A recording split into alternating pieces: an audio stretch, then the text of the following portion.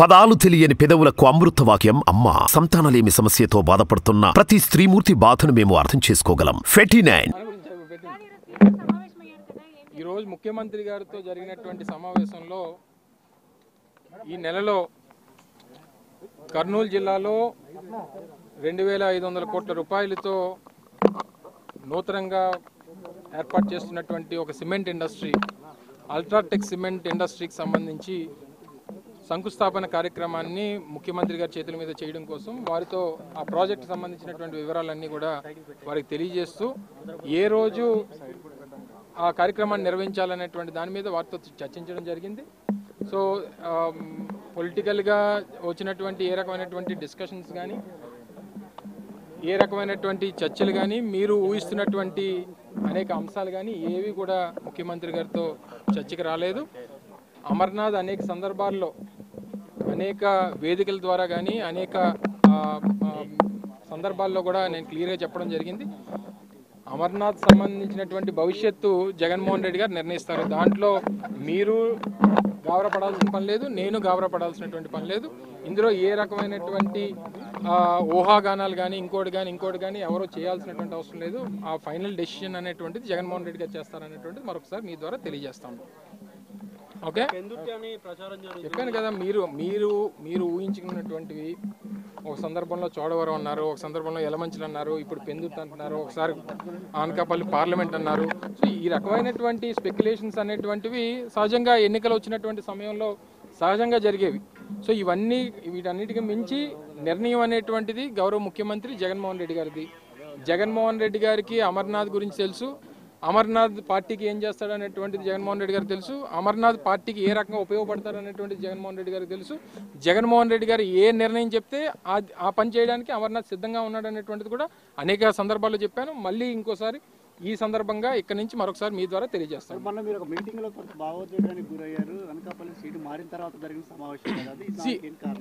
ఒకటి నేను ఆ రోజు కూడా మాట్లాడుతూ చెప్పడం జరిగింది, దానికి గల కారణాలు రాజకీయ పార్టీ అనేటువంటిది ఒక వ్యాపార సంస్థ కాదు.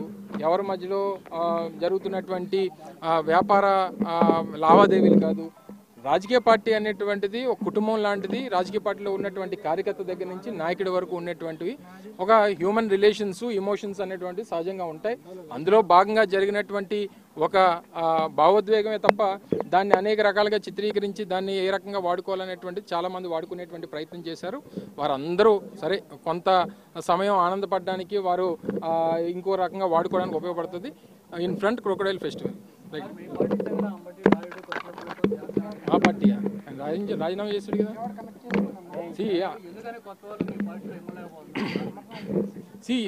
ఒక రకంగా కొత్తగా రాజకీయాల్లోకి వచ్చినటువంటి వారు కానీ, లేదా నా వ్యక్తిగతమైనటువంటి అభిప్రాయం కొంత సెలబ్రిటీ స్టేటస్ ఉంది అని అనుకునేటువంటి వ్యక్తులు కానీ, వారు అన్నిటికంటే మా వల్ల ఈ రాజకీయ పార్టీ అనుకునేటువంటి రకాలు, పార్టీ వల్ల మేము అనుకునేటువంటి పరిస్థితి ఏ రోజైతే ఒక నాయకుడికి కానీ ఒక పార్టీలో పనిచేద్దామని వచ్చినటువంటి వ్యక్తికి కానీ ఉంటుందో ఆ రోజు వారు నిబద్ధత కలిగినటువంటి వ్యక్తులుగా ఏ స్వార్థం లేకుండా పనిచేస్తారు.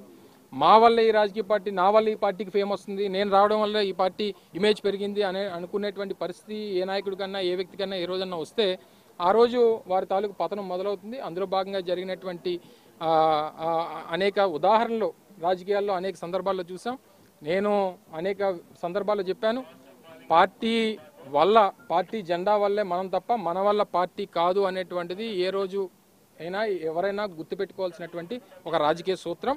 నా వల్ల పార్టీ ఉంది, నా వల్ల ఇంకోటి ఉంది, నా వల్ల ఈ పార్టీ జెండా ఎగురుతుందని అనుకుంటే వాళ్ళ పతనం మొదలవుతుంది. అందులో వచ్చినటువంటి నుంచి వచ్చేటువంటి రియాక్షన్స్ కానీ నిర్ణయాలు కానీ ఈ రకంగా వస్తాయి.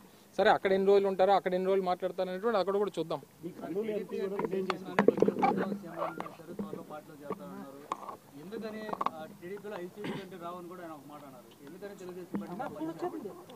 ఒకటి, ఇప్పుడు రాష్ట్రంలో ఉన్నటువంటి రాజకీయ పరిణామాలు, జగన్మోహన్ రెడ్డి గారు అనేక వేదికల మీద చెప్పినటువంటి జస్టిఫికేషన్స్ కానీ ఇవన్నీ మనం చూసిన తర్వాత జగన్మోహన్ రెడ్డి గారు రాష్ట్ర ప్రజలకి, రాష్ట్రానికి ఏ రకమైనటువంటి సంక్షేమాన్ని, అభివృద్ధిని అందించారనేటువంటి దానికి అనేక ఉదాహరణలు ఈరోజు అందరికీ చూపించేటువంటి దానికి మేము సిద్ధంగా ఉన్నాం.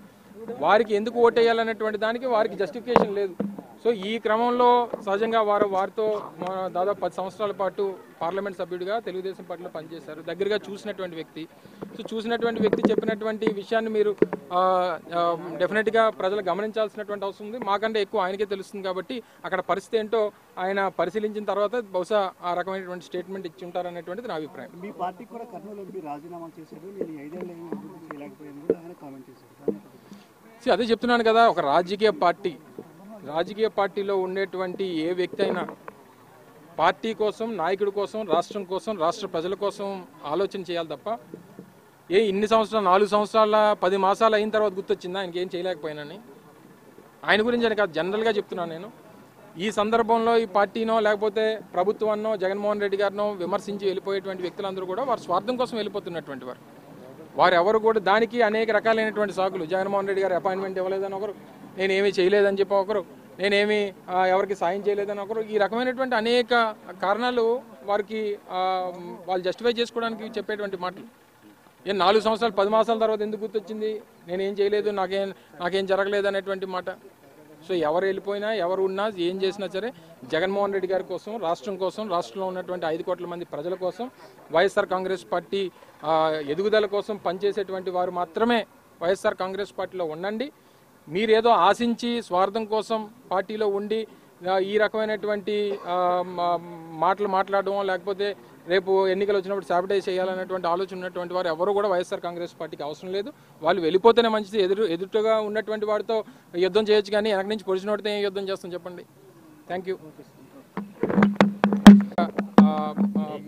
సందర్భాల్లో కూడా నేను క్లియర్గా చెప్పడం జరిగింది. అమర్నాథ్ సంబంధించినటువంటి భవిష్యత్తు జగన్మోహన్ రెడ్డి గారు నిర్ణయిస్తారు. దాంట్లో మీరు గాబరపడాల్సిన పని లేదు, నేను గాబరపడాల్సినటువంటి పని లేదు. ఇందులో ఏ రకమైనటువంటి ఊహాగానాలు కానీ ఇంకోటి కానీ ఎవరో చేయాల్సినటువంటి అవసరం లేదు. ఆ ఫైనల్ డెసిషన్ అనేటువంటిది జగన్మోహన్ రెడ్డి గారు చేస్తారనేటువంటిది మరొకసారి మీ ద్వారా తెలియజేస్తాము. ఓకే, చెప్పాను కదా, మీరు ఊహించుకున్నటువంటివి ఒక సందర్భంలో చోడవరం అన్నారు, ఒక సందర్భంలో యలమంచిలు అన్నారు, ఇప్పుడు పెందుర్తి అంటున్నారు, ఒకసారి అనకాపల్లి పార్లమెంట్ అన్నారు. సో ఈ రకమైనటువంటి స్పెక్యులేషన్స్ అనేటువంటివి సహజంగా ఎన్నికలు వచ్చినటువంటి సమయంలో సహజంగా జరిగేవి. సో వీటన్నిటికీ మించి నిర్ణయం అనేటువంటిది గౌరవ ముఖ్యమంత్రి జగన్మోహన్ రెడ్డి గారిది. జగన్మోహన్ రెడ్డి గారికి అమర్నాథ్ గురించి తెలుసు, అమర్నాథ్ పార్టీకి ఏం చేస్తాడనేటువంటిది జగన్మోహన్ రెడ్డి గారికి తెలుసు, అమర్నాథ్ పార్టీకి ఏ రకంగా ఉపయోగపడతారనేటువంటిది జగన్మోహన్ రెడ్డి గారికి తెలుసు. జగన్మోహన్ రెడ్డి గారు ఏ నిర్ణయం చెప్తే ఆ పని చేయడానికి అమర్నాథ్ సిద్ధంగా ఉన్నాడనేటువంటిది కూడా అనేక సందర్భాల్లో చెప్పాను. మళ్ళీ ఇంకోసారి ఈ సందర్భంగా ఇక్కడ నుంచి మరొకసారి మీ ద్వారా తెలియజేస్తాను. పదాలు తెలియని పెదవులకు అమృత వాక్యం అమ్మ. సంతానలేమి సమస్యతో బాధపడుతున్న ప్రతి స్త్రీమూర్తి బాధను మేము అర్థం చేసుకోగలం. ఫెటినైన్